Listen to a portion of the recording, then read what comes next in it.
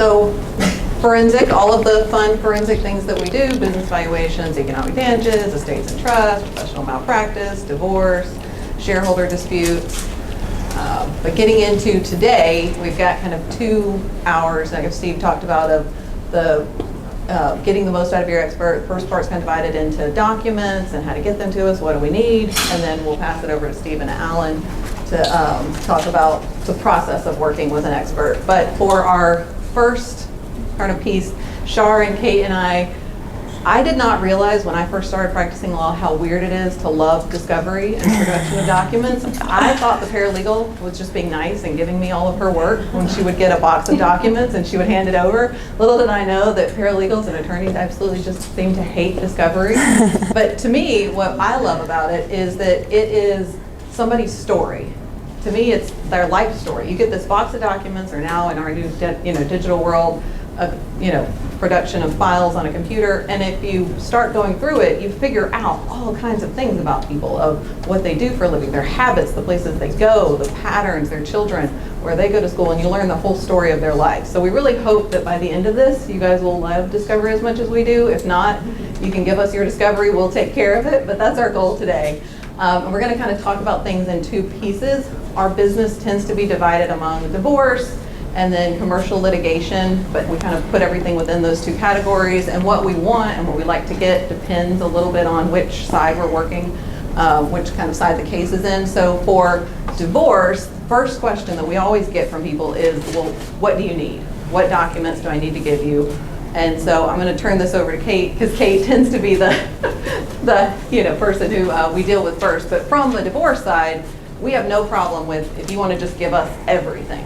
We have no issues with that. We can take all the documents, we can go through them. Kate will talk about Kate will talk about what she does, what she would like to get, how she gets them. All right. So as Steve mentioned before, my background is paralegal. I started off in class action lawsuits, so we know how much paper comes along with those, right? But moving and working with experts and everything, I do the same thing that I used to do doing class action lawsuits. Only these days, from the 1990s moving forward, we're in a digital era now, and so it's great. I love it. Took a little while to get used to it, but I love it.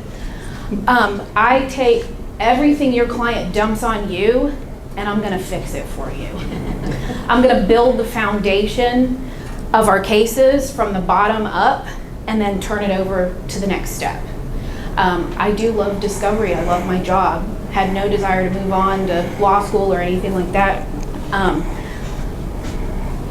In terms of what I like to see from you guys, I understand there's mandatory discovery forms, stuff. I've seen it all from coming in suitcases and garbage bags to, folders, files, crates, boxes. It's come in all forms and stuff. So when we start talking about the discovery and what we need, I don't think we really want to tell you don't give us, and I'm talking from a family law perspective mostly, but I don't want to tell you to pick and choose what you're going to give us necessarily, because that makes my life easier. But we are kind of conditioned to go through those documents relatively quickly and determine what we need and what we don't need.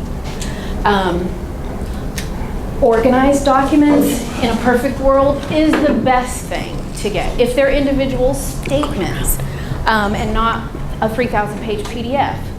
But we know that sometimes from your clients and stuff, it's the easiest way to get it. Or say you're a client, an attorney coming in as substitution counsel, and your documents are being transferred to you.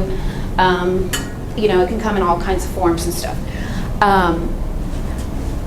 Preferably, like I said, if we can get clean copies of documentation without handwritten notes all over them, sticky notes photocopied on them and stuff like that, that's the best thing to do.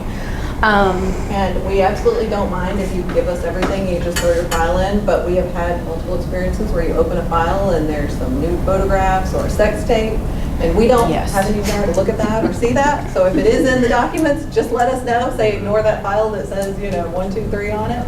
Yeah. But we absolutely don't mind if you just drop everything that you have in a Dropbox or share file. Yeah. That answer does change a little bit, as you can see, for our commercial litigation side, so I'll let Alan and Shar